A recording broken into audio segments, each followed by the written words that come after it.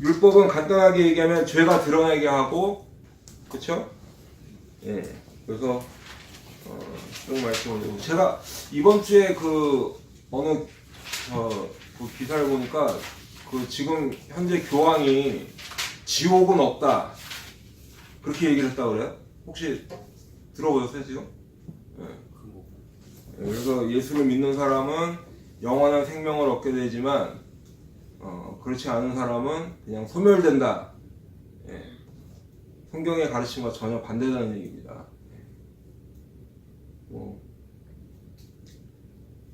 딱 지난주에 우리가 지옥에 대해서 얘기를 했는데, 예. 이번 주에 그런 기사를 보게 됐어요. 그게 얼마나 정확하게 얘기했는지 잘 모르겠지만, 하여튼 기사로 봤을 때는, 짧은 기사여서 제가 정확한 내용은 다 파악이 안 되지만, 하여튼, 언제 그런 얘기를 했다 이런 건 잘 모르겠어요. 근데, 하여튼, 지옥은 있습니다. 예. 그래서 다시 한 번만 말씀을 드리면 지옥의 세 가지 특징이 있는데, 첫 번째는 세상 어떤 고통보다도 가장 큰 고통이다 하는 거죠. 그 다음에 두 번째는 영원히 나올 수 없다. 한 번 들어가면 나올 수 있는 길이 없어요. 그리고 그곳에 한 번 들어가면 죽지 않는다. 이 세 가지를 꼭 기억하셔야 됩니다. 물론 그 특징만 있는 건 아니죠. 그곳에 가면 하나님도 안 계시고, 하나님이 지옥에 계시겠어요.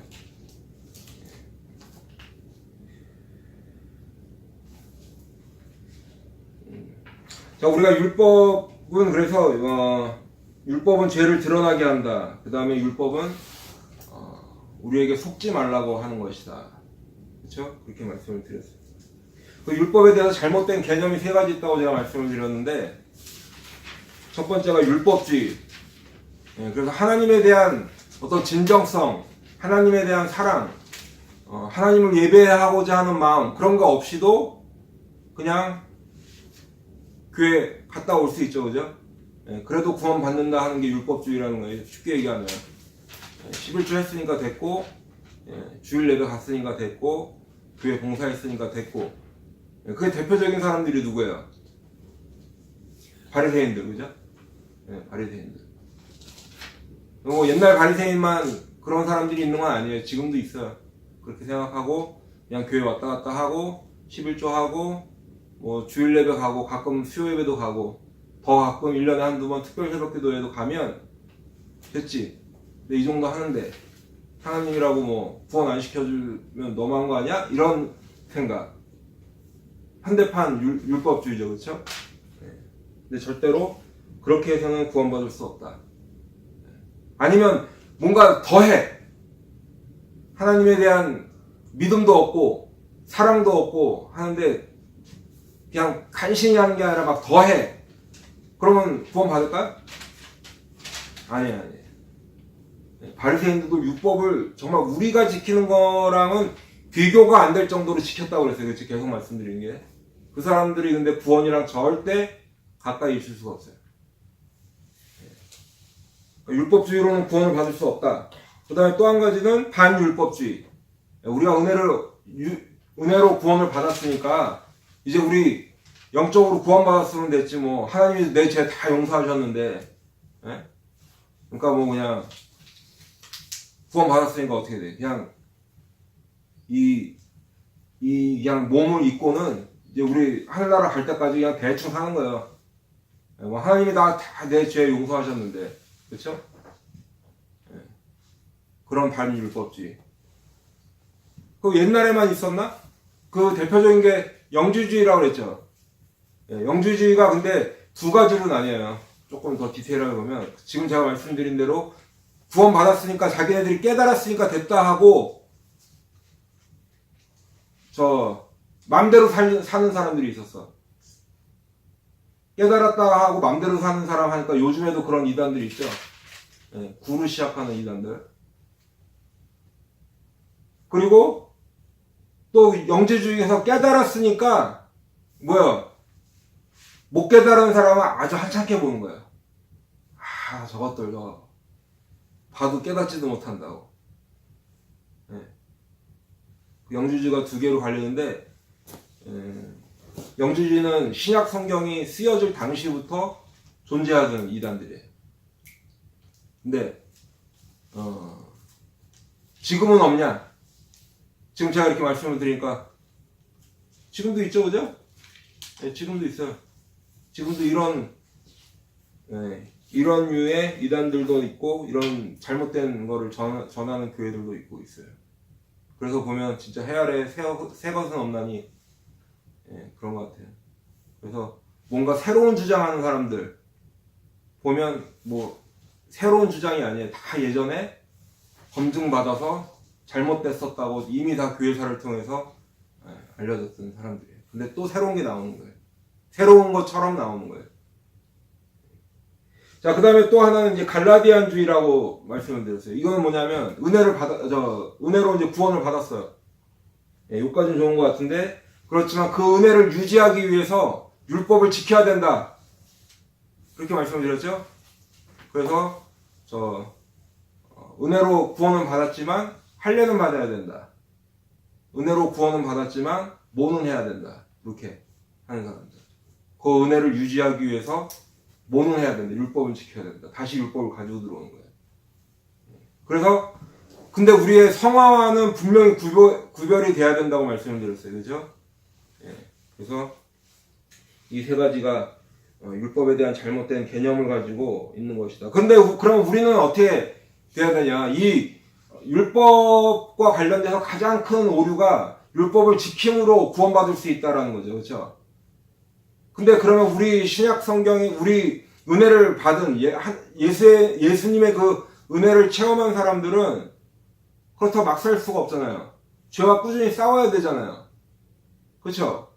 그러면 그 우리의 그러면 행동 규범은 무엇인가? 그랬을 때 고린도전서 6장하고 10장에 있는 말씀을 통해서 모든 것이 가하나 기억하시죠? 모든 것이 가하나 첫 번째가 뭐예요? 다 유익한 것이 아니요. 두 번째는 제재를 받지 않고 세 번째는 덕을 세우지 않는 모든 것이 덕을 세우는 것이 아니다. 이렇게 말씀드렸어요. 그래서 모든 것이 가하나 할 때 그것은 모든 것이 다 합법적이라는 거예요. 구약의 사람들은 율법을 통해서 그 기준을 마련했고 지금 현대를 사는 사람들은 만약에 우리가 그냥 예수 안 믿고 해도 어떤 기준이 있죠. 우리가 살아가는데 법이 있어요. 아니면 지금 현 시대에 어떤 도덕이 있고 양심들이 있어요. 그렇죠? 뭔가 기준이 되는 게 있단 말이에요. 근데 예전에 구약 시대 때 사람들은 그 기준을 율법으로 삼았다는 거죠. 그래서 율법에 어긋나는 것은 뭐가 돼요? 불법이 되는 거예요. 불법. 그러면 불법은 곧 죄고 죄를 통해서 우리가 어디로 가는 거예요? 지옥에 가는 거죠. 지옥. 우리가 그러니까 죄가 있기 때문에 지옥에 가는 거 아니에요. 그러니까 그것이 드러나게 되는 거죠. 율법을 통해서 죄가 생기는 게 아니라 우리가 가지고 있던 죄를 율법을 통해서 드러나게 되는 거예요. 드러나게. 이해가 되시죠? 그 차이점을. 그런데 우리는 이제 예수를 믿고 됐으니까 모든 것이 가해. 모든 것이 다 합법적이야. 그러나 우리가 절제를 하고 우리의 행동을 이렇게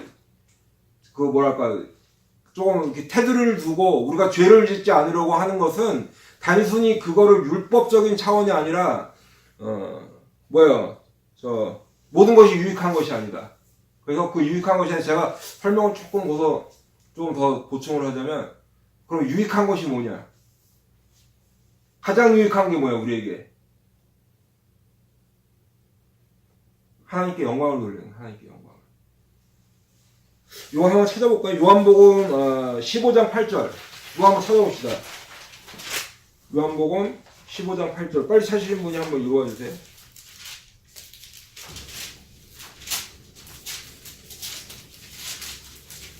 (15장 8절) 요한복음. 너희가 과실을 많이 맺으면 내 아버지께서 영광을 받으실 것이요. 네. 너희가 과실을 많이 맺으면 그게 무슨 말이에요? 우리의 삶 가운데서 이 전도왕이 되라 이런 얘기가 아니고 우리의 삶 가운데서 우리의 행동을 보고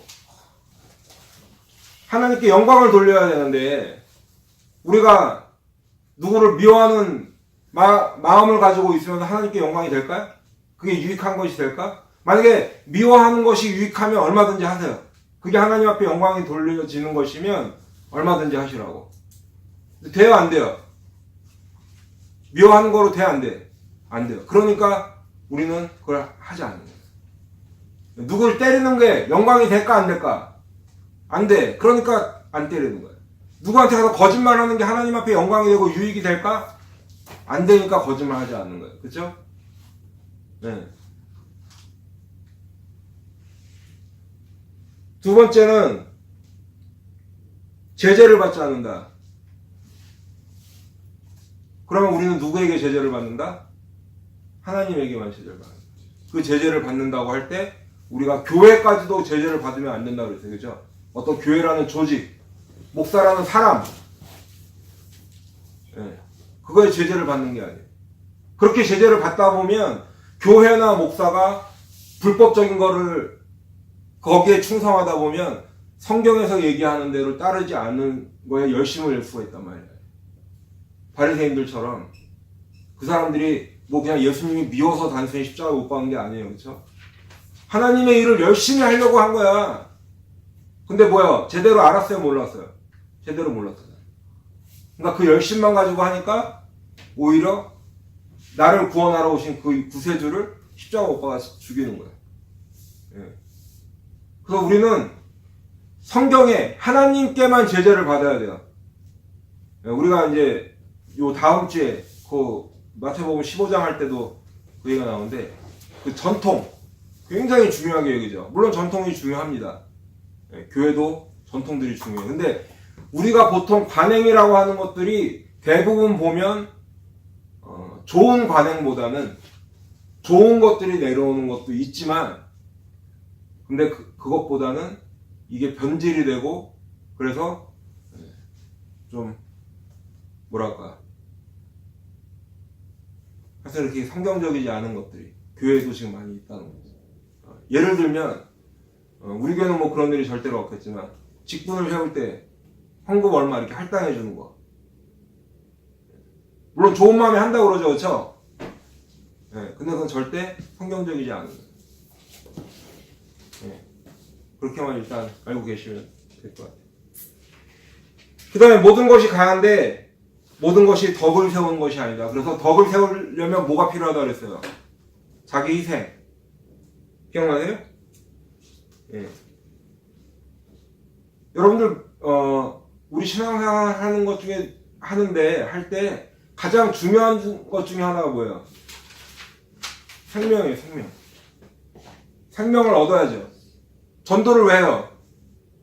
단순히 내 옆자리에 의자 하나 사람 더 채우려고? 아니에요. 그 생명을 보고 하는 거예요. 그 영혼을 보고. 그 생명을 살리려고. 그 영혼을 살리려고. 그렇죠? 그러려면 어떻게 돼요? 덕을 세워야 될 거 아니에요. 덕을. 네. 내가 그 사람한테 막 사기치면서 예수 전하면 그 사람이 예수 믿을까? 그러니까 어떻게 덕을 세우려고 오히려 내 거를 더 뺏어 줘야겠지. 그죠? 네. 생명을 얻으려고 그걸 하는 거예요. 생명을 얻으려고. 덕을 세운다는 게 내 희생을 왜 해요? 내가 헌신을 왜 해? 내가 손해를 왜 보고서 살아야 돼? 단순히 예수 믿으니까 그냥 참어 뭐 이렇게 하니까 참는 거예요. 억지로? 그게 아니라는 거예요. 그 생명을 얻으려고. 그 생명을. 그 영혼을 얻으려고. 그러면 우리가 어떻게 돼요? 지금 이 말씀에 있는 모든 것이 가하지만 우리가 우리를 가두고 테두리를 두고 리밋을 두고 하는 이유가 왜 그래요? 하나님께 영광을 돌리고 하나님께만 제재를 받고 생명을 얻기 위해서 하는 거예요. 이해가 되시죠? 네, 율법을 지킴으로 구원을 받는다고 생각하는 사람들과 주님의 은혜를 입은 우리들과의 그 출발점이 완전히 틀린 거예요. 출발선이. 그거를 꼭 기억하시길 바래요. 그래서 율법의 역할은 죄를 드러나게 하고, 그래서 죄가 드러나면 어디로 간다고 그랬어요? 어디로 가요? 누구에게 가요? 그리스도. 감사합니다. 그게 핵심이에요. 그게 핵심.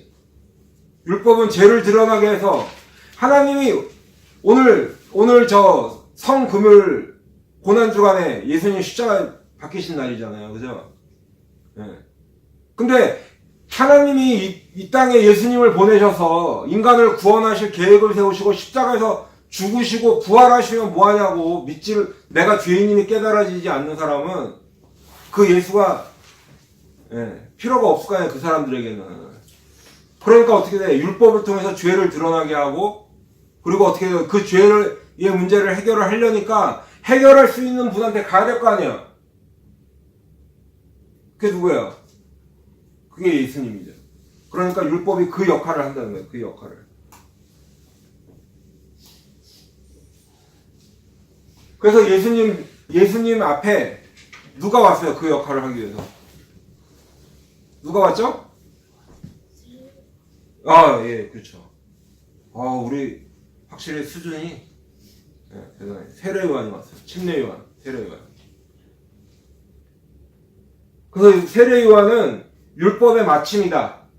율법의 마지막이다. 오늘 본문에 읽은 대로.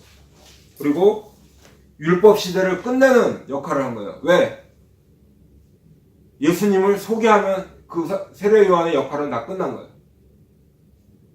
이제 예수님이 십자가에서 죽으시는 거예요. 우리의 죄를 사하시기 위해서. 그러니까 세례요한이 와서 그 주님 앞으로 인도하는 거죠. 근데 세례요한이 그 주님에게로 인도하기 위해서 한 것이 있어요. 뭘 했을까요? 우리 마태복음 3장 할 때 다 알았잖아요. 뭘 했죠? 세례를 줬죠. 세례. 근데 그 요한이 그 요단강에서 침례를 준 것은 죄를 사할 수 있을까 없을까요? 있어요, 없어요? 없어요. 그렇죠, 맞아요. 없어요. 왜? 만약에 요한의 세례가 죄를 사할 수 있다 그러면 예수님이 십자가에 달릴 필요가 뭐 있어? 다 요단강 들어가고 침례 받으면 끝인데, 세례 받으면 끝인데, 그렇죠? 그러니까 근데도 요한이 와서 세례를 줬단 말이죠. 그럼 그 세례의 역할은 뭘 하는 거냐? 우리 자신이 죄인임을 고백하라는 거예요. 나 자신이 죄인임을 깨달으라는 거예요. 깨달으라. 마태복음 3장 7절 한번 다시 찾아봅시다. 우리 마태복음 3장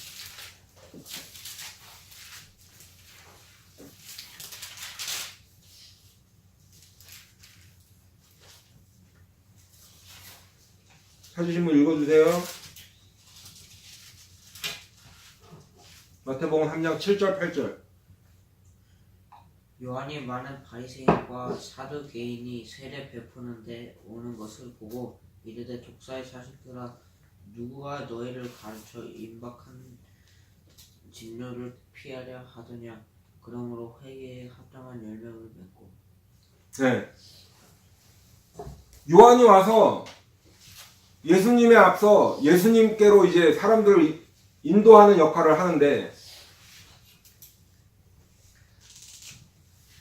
요한이 예수님께로 사람들을 인도한단 말이죠. 근데 그 수단으로 죄인임을 깨닫게 하려니까 세례라는 것을 지금 베풀고 있어요. 근데 그 세례를 받으러 나오는 바리새인들에게 독사의 자식들 하고 있단 말이에요. 왜 그랬을까?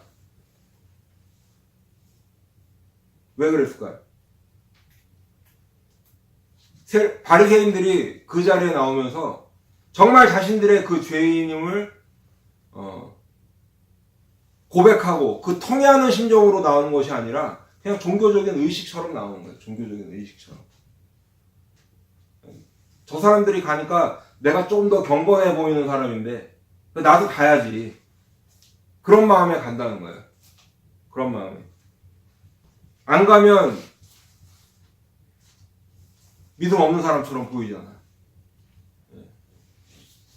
요즘에도 그런 사람 많이 있어요. 교회 가는데 그냥 가. 하나님을 예배하러 가는 마음도 없고 기도하고 찬송하는 그런 마음도 없어. 주님 앞에 영광을 돌리고 내가 하나님의 말씀을 듣겠다고 가는 사람이 도 있지만 그렇지 않은 사람도 있단 말이에요. 그냥 가는 거야. 그냥 내가 장로인데 내가 목사인데 내가 집사인데 권사인데 하면서 가는 거예요. 새벽 기도도 가고.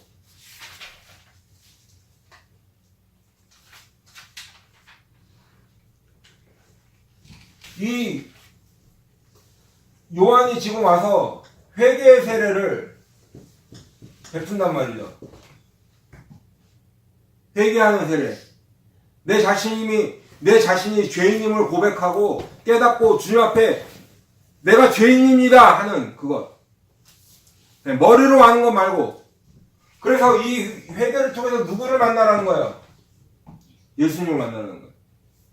세례 요한이 그 회개를 자기가 원해서 자기가 베푸는 세례로 그 사람들의 죄를 씻어줄 수 있는 것이 아니라 회개의 세례를 받으라는 거예요. 여러분, 교회를 오래 다니는데 왜 은혜를 못 받을까? 왜 은혜를 못 받아요? 제가 목회하면서 보면, 만나는 사람들 보면, 교회 요즘은 뭐 그냥 다녔다 그러면 3, 40년씩 다닌 사람들이 허다해요.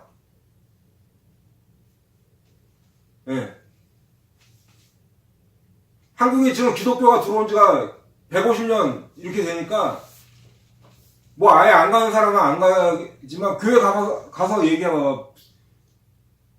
뭐 교회 이렇게 다닌 지 뭐 몇 년 된 사람 별로 없어요. 그냥 적어도 최소한 10년 이렇게 되고 1, 20년씩 되고 뭐 오래 다니신 분들은 뭐 5, 60년도 다녔는데 은혜를 몰라.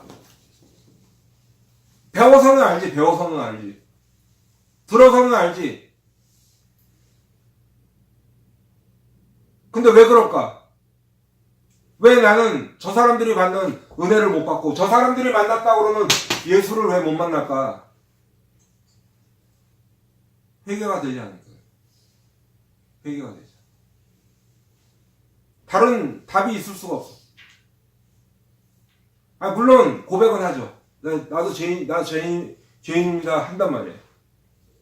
근데 그게 그냥 습관적으로 나오는, 내가 들어서 교회에서 그냥 그렇게 얘기하니까, 목사님이 그렇게 얘기하니까 하는 이 알고 있는 거로 하는 게 아니라 정말 내 자신이 죄인임이 깨달아지자는 거예요. 그 율법을 주신 이유가 그 율법의 거울 앞에 나를 비춰보라는 거예요. 내가 내 자신을 못 보잖아. 잘 어떤 기준이 없었잖아요. 그러니까 뭐예요? 그 기준을 통해서 내 자신이 죄인임을 보라는 거예요.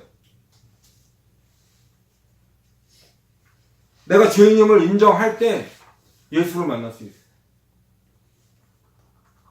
우리가 금요 기도회 때는 특히 이제 말씀 끝나고 기도하고 할 때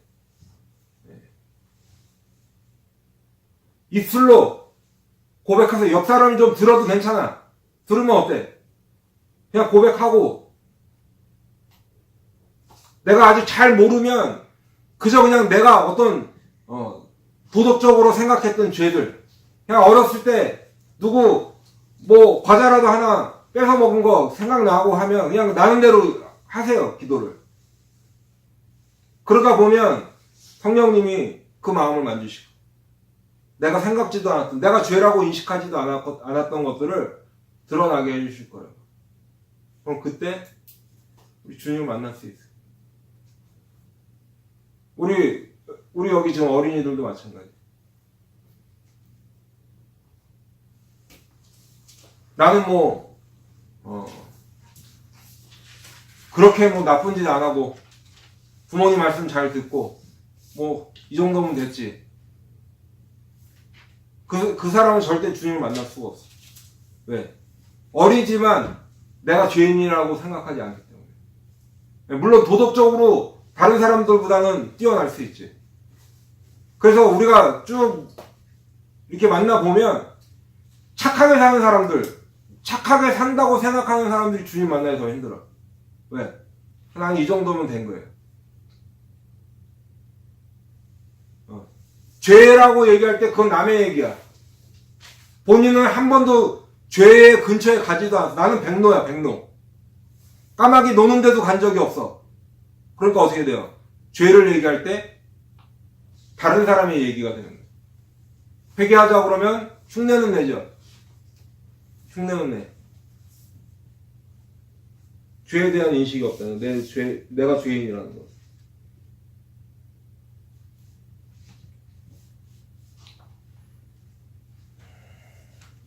근데 희한하게 우리가 요한이 세례를 줄 때 장면을 보면 회개의 세례를 베푼다 그러는데 우리 예수님도 세례를 받으신단 말이에요. 이게 뭐지?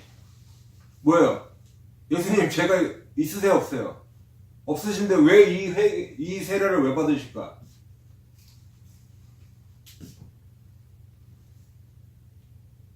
조금 전에 마태복음 3장을 봤는데 15절 한번 봅시다. 3장 15절.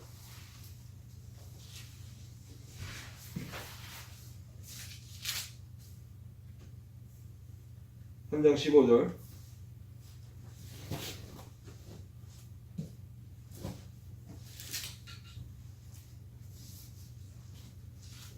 마태복음 3장 15절 읽어주세요. 예수께서 대답하여 가라사대 이제 허락하라. 우리가 이와 같이 하여 모든 이 의를 이루는 것이 합당하니라 하신대 이에 요한이 허락하는지라. 모든 의를 이루는 것. 그렇죠. 예수님이 세례를 받으시는 것은 의를 이루기 위해서의 의. 이 의라는 게 뭘까? 간단하게 얘기하면 하나님이 우리를 구원하시는 것. 그게 하나님의 의예요. 근데 그거를 이루시려면 죄 없으신 예수님이 어떻게 돼? 죄인이 되셔야 될 거 아니에요. 우리의 죄를 대신 가져가셔야 되니까. 그러니까 어떻게 이걸 시각적으로 우리 인간의 이 동질화라고 그래. 인간과 동질화. 우리의 아이덴티티를 똑같이 가져가셨다는 거예요. 예수님이. 죄인이 아니시지만 죄인인 우리와 동질화를 시키셨다는 거예요. 그래야 예수님이 우리의 죄를 해결하실 수가 있다는 거죠.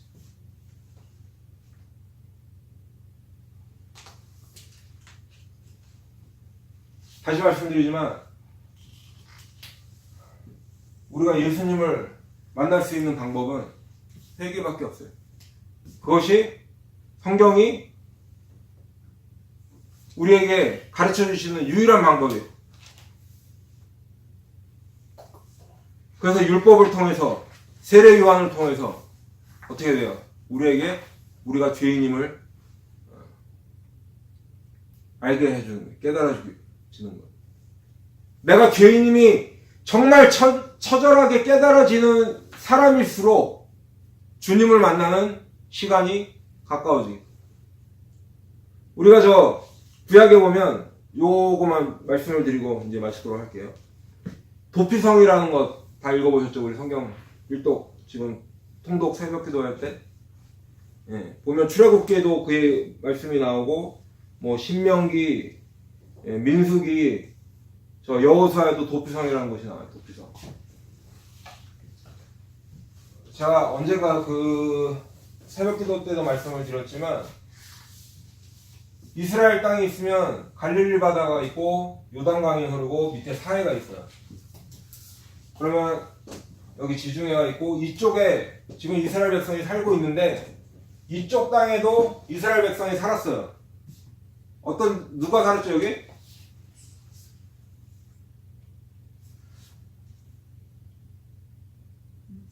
루벤 지파, 그 다음에 갓 지파, 그 다음에 므낫세 반 지파.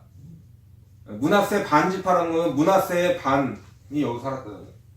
그러니까 도피성은 이쪽 요단강 동쪽에 세 군데, 이쪽 서쪽에 세 군데가 있어 6군데 총. 그래서 누구든지 죄를 지으면, 특히 살인죄를 지으면 일로 뛰어가는 거예요. 근데 고의로 죽였어. 그러면 아무리 도피성에 가도 죽어요, 살아요? 죽어요. 근데 고의로 죽이지 않고, 성경에 보면 그 예가 나와있죠. 누군가가 나무하러 갔다가 나무를 하고 있는데 이 도끼자루가 날아가가지고 저 사람 이마를 탁 때려갖고 죽었단 말이에요. 실수였죠. 그럼 그 사람은 그 친척들이 와갖고 이 사람의 원수를 피해는 피로 갚아주니까 어떻게 돼? 도망가는 거죠. 그러면 도피성으로 들어가면 살았단 말이죠. 그 문이 잠겨있어. 성문을 두들겨. 막 헐레벌떡 따라와서. 그러면 어떻게 돼요? 제가 뭐 어디 뭐 누군데 이렇게 편안하게 얘기해서 문 좀 열어주세요. 내가 사람을 죽였는데 문 좀 열어달라고. 그러면 거기 안에 있던 장로들이 문을 열어주고 다시 성문을 닫히고 얘기를 들어보는 거죠. 근데 고의로 죽였으면 어떻게 돼요? 내쫓아. 근데 실수로 죽였으면 그 친척들이 와서 문을 열어달라고 아무리 쓰겨도 열어주지 않는 거예요. 그 사람은 거기에 살게 되는 거예요. 그래서 이 도피성을 예수님을 예표한다고 우리가 얘기를 해요. 예수님을 예표한다. 그래서 어떤 목사님은 그런 얘기를 하더라고요. 여기 보면 가까운 데 사는 사람은 금세 달려가겠죠. 네. 이게 반나절에서 한나절만 뛰어가면 어디든지 다 갈 수 있는 거리에 있었단 말이에요. 여기 이스라엘 땅에서, 이스라엘 백성들이 살던 땅에서 하룻길만 가면, 그러니까 가까운 데 사는 사람은 뭐 한 20-30분만 뛰어가도 도착할 수 있는 사람이 있었고, 어떤 사람은 그래도 한나절 정도만 뛰어가면 도착할 수 있었단 말이에요. 그러니까 우리가 예수님 교회를 나와서 예수를 만나도 어떤 사람은 그냥 교회 간지 일주일도 안 됐는데만 은혜 받았다고 막 하는데, 어떤 사람은 30년을 살아도 아니 나는 뭐야 이러면 멀리 산다고 생각하시면 돼요. 그래서 어떻게 돼? 한나절을 뛰어가야 돼. 뛰어가다 중간에 쓰면 어떻게 되는 거야? 돌마다 죽는 거지. 네? 여러분은 지금 어느 시점에 있는지 모르겠지만 그래도 어떻게 돼? 도피성에 들어가야 돼. 그래야 살아. 그래야 살아. 우리가 예수님을 만나는 게 어떤 때는 힘들어. 힘든 것 같아. 왜? 막 누구는 받았다 그러는데 막 나는 아무리 뭘 해도 안 되는 것 같고, 교회 가니까 맨날 목사님은 그냥 회개하라고 그러고, 이거 언제까지 해야 되는 건가. 그래도 도피성으로 들어가야 돼. 지금 중단하면 똑같아. 안 한 거랑 똑같은 거야. 네. 요한복음 8장에 보면 우리 다 아시는 대로 가늠한 여인의 이야기가 나오죠. 그렇죠? 가늠한 여인이 끌려왔어. 사람들이 돌을 들어 치려고 그래. 그런데 그 여자가 자이든 타이든 예수님 앞으로 끌려왔죠. 예수를 만나서 사는 거예요. 이 도피성도 그렇고 죄라는 걸 지어요. 살인과 그 다음에 조금 전에 그 가늠한 여인처럼 살인과 가늠 다 돌에 맞아 죽어야 되는 죄예요. 이스라엘 율법대로 하면 돌에 맞아 죽어야 되는데, 결국은 도피성 예수를 만나 살았다는 거죠.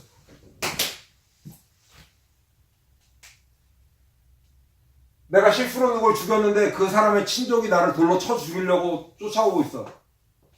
내가 가늠하다 잡힌 여인인데 그 주위의 사람들이 나를 돌로 지금 쳐서 죽이려고 하고 있어. 그 돌을 왜 들었어요, 그 사람들이? 율법 때문에 들은 거 아니에요, 율법 때문에. 율법을 지키려고. 그쵸? 결국은 죄가 드러나게 되고, 율법을 통해서 우리 주님께로 이끌려 온다는 거예요. 율법이 이제 다 정리가 되시죠? 율법은 그래서 어떤 도덕적인, 여러분들한테 그 구약 이 두꺼운 책을 통해서 여러분들한테 뭔가 지금 어떤 도덕적인 무슨 도덕 선생님이 무슨 규율을 만들어 갖고 그거 하라고 주는 게 아니라 뭘 하라고요? 율법을 통해서 죄를 드러내는 거예요. 내가 얼마나 죄인인가를 율법을 통해서 알 수 있다는 거예요. 율법을 통해서. 뭐 복잡 다양한 큰 율법이 아니라 그 10계명 10가지도 지금 우리가 지키면서 사냐는 거죠. 네? 신명기에 나오는 그 많은 율법을 고사하고라도 당장 10계명에 있는 10가지 계명도 우리가 매일매일 상관돼서 지키면서 사세요? 근데 어떻게 돼? 우리는 죄인임을 깨닫지 못하고 나는 괜찮은 사람이다 하고 생각하고 산다는 거죠. 이 정도면 괜찮지. 네? 아니 우리들만 그렇다는 게 아니라 대부분의 교회를 다니든 안 다니든 사람들이 그 정도 마음을 다 가지고 있다는 거예요. 근데 그렇게 해서는 절대 예수를 만날 수가 없어요. 내가 배워서 들어서 읽어서 알 수 있는 예수는 내가 아는지 몰라도 절대 주님을 내가 인격적으로 만났다고 할 수가 없어요. 오늘 고난주간 주님이 십자가에 못 박히신 그 밤,